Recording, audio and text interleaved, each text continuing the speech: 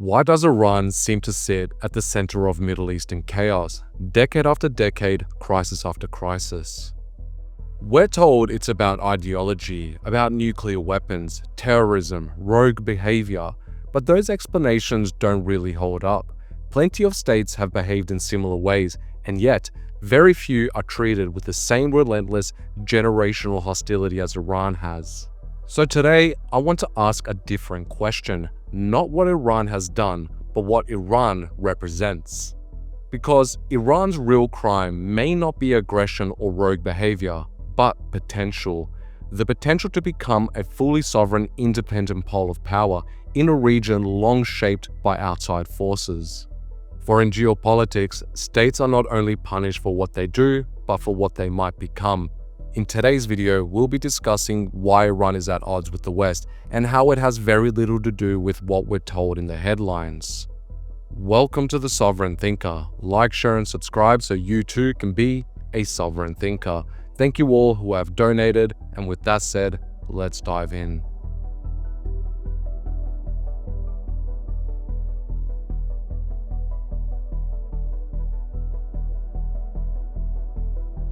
What Barry Strauss was referring to is the logic of preemptive containment, because without understanding this logic, then Iran's modern history simply doesn't make sense. But before we can dive into all this, we have to first understand what Iran actually is. Unlike much of the Middle East, Iran is not a post-colonial state stitched together by outside European powers. It's not an artificial political unit that emerged in the 20th century. Instead, Iran is one of the world's oldest continuous civilizations with thousands of years of experience in statecraft, diplomacy, war, and administration. Long before the modern international system existed, Persian empires shaped trade routes, political norms, and regional order across much of Eurasia. In fact, Iran has been a major power for most of recorded history. It's only really been in the last few centuries that Iran hasn't been a dominant player, and this is something Iranians are deeply aware of. As historian Michael Axworthy put it, Iran has always seen itself not merely as a country, but as a civilization with a destiny. This matters because civilizations think differently from ordinary states. They think in centuries, they possess a long historical memory, and most importantly, they possess strong identities that often resist subordination. Geography reinforces this. Iran sits at one of the most strategic crossroads on the planet, linking the Middle East, Central Asia, and South Asia, as well as the Indian Ocean.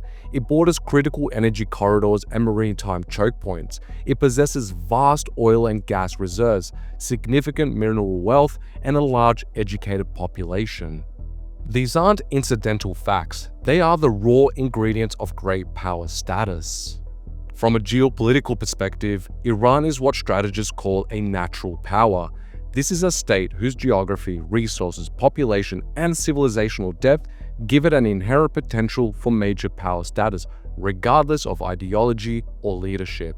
In other words, this is the kind of country that doesn't become powerful by chance. It becomes powerful because the conditions simply make it so. And that is precisely the problem, because a sovereign, economically advanced, politically autonomous Iran would reshape the regional balance in the Middle East. Therefore, preemptive containment for the West is a strategic necessity. After the Second World War, Iran, then a constitutional monarchy, briefly embarked on a path combining democracy, nationalism, and modernization.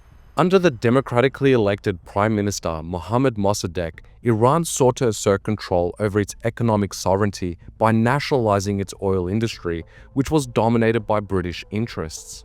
Mossadegh believed strategic autonomy was impossible without economic sovereignty. Oil was Iran's main resource, and it was its ticket to modernization, yet it was being extracted largely for the benefit of foreigners, so Mossadegh moved to change that. However, this was unacceptable to the British, and it was deeply alarming to the emerging American-led order, not simply because of profits, but because of precedent. If Iran succeeded in sovereign modernization, then others might follow. So in 1953, Britain, with decisive assistance from the CIA, overthrew Mossadegh in what became known as Operation Ajax, breaking Iranian democracy. Declassified documents leave no ambiguity about this. The coup was deliberate, coordinated, and transformative. Historian Irvin Abrahamian later wrote that the coup destroyed the legitimacy of liberal nationalism in Iran and paved the way for radical alternatives. In other words, Iran's attempt to modernize independently through democratic means was crushed because it threatened the existing power structure in the Middle East. The lesson was unmistakable. Sovereign modernization in Iran would not be tolerated even if you're a democracy. After the coup, power consolidated around Mohammad Reza Pahlavi, the Shah. He chose a different strategy. Instead of sovereign modernization, he would attempt modernization by working with the West directly, specifically with Washington. This was something Washington saw as beneficial. As a result, the Shah is often portrayed in Western narratives as a close American ally, whose fall in 1979 was a tragic loss for US interests. But that framing misses a key reality.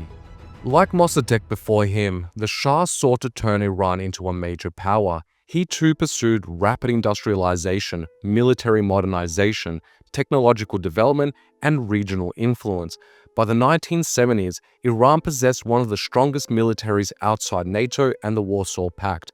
They had ambitious nuclear energy plans and growing leverage over global oil markets.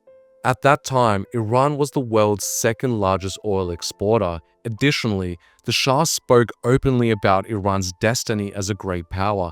In a 1975 interview with Egyptian journalist Mohammad Mossadegh, he said, "The standard of living in Iran in 10 years' time will be exactly on a level with that in Europe today. In 20 years' time, we shall be ahead of the United States." This was a problem. Though Iran was aligned with the United States, it was nevertheless becoming too capable, too independent, and too confident. The prominent historian on US-Iranian relations, Roham Alvandi, noted that critics failed to appreciate the Shah's increasing autonomy from his American patrons, particularly after the oil price rises of the early 1970s. The Shah's growing leverage over the United States was already apparent. Based on declassified documents and archival evidence, Alvandi goes on to say, Iran, under the Shah, was increasingly pursuing its own strategic interests. Essentially, an ally that outgrows its role can become a liability. What followed wasn't another coup like Operation Ajax, but something more subtle.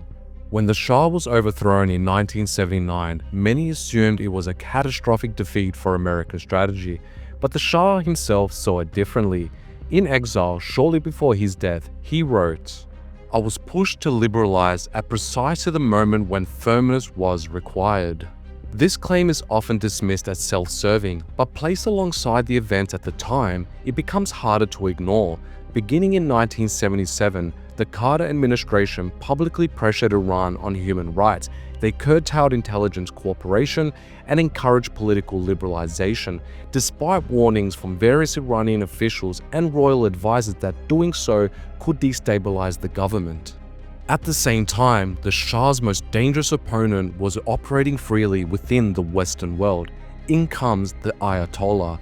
After being expelled from Iraq, Ruhollah Khomeini was allowed to settle in France, where he enjoyed unrestricted access to Western media. He gave interviews, recorded speeches, and even smuggled cassette tapes into Iran that fueled mass protests. After repeated Iranian requests to restrict his activities, the French authorities refused, citing freedom of speech. The contrast was striking. The Shah was pressured to restrain his security services to get the country under control, while his revolutionary opponent was granted full political freedom and access to various media platforms. No formal conspiracy like Operation Ajax is required to see the outcome. The Iranian state was weakened, delegitimized, and restrained, while its most radical opponent was empowered.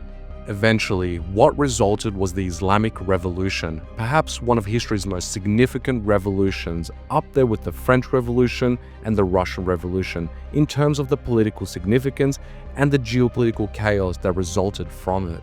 And from that chaos, Iran was thrown back decades.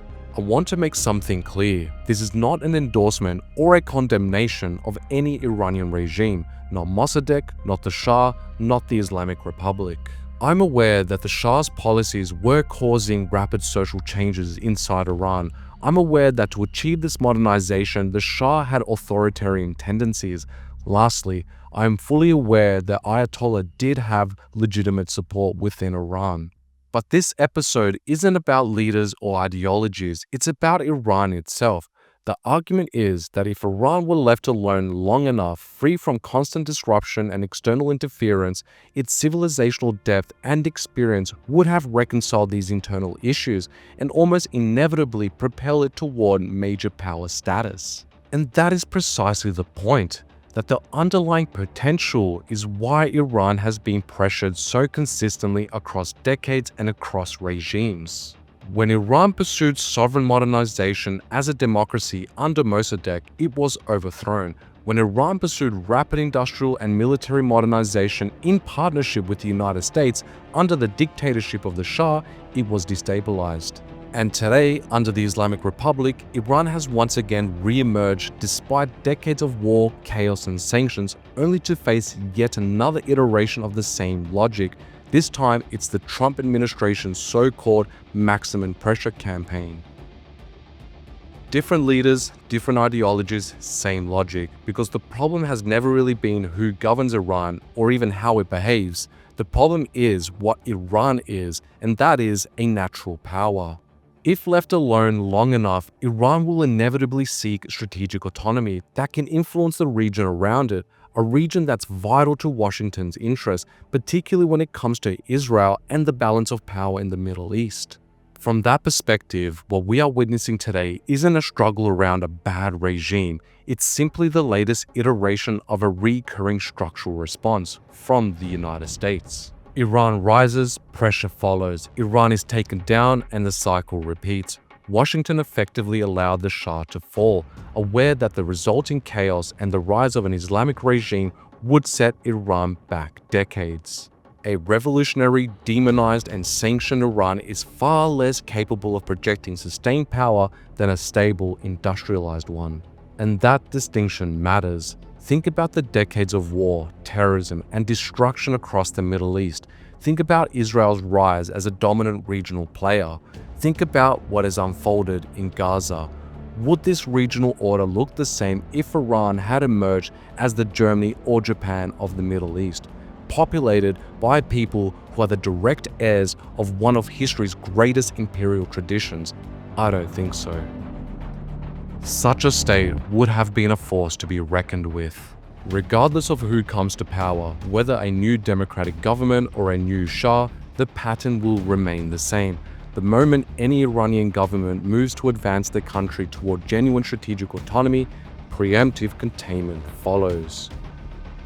Whether it's through sanctions or economic isolation, political pressure, propaganda, or Trump's maximum pressure campaigns, which may even result in military force, because the issue has never been what Iran has done, but what Iran is, a natural power.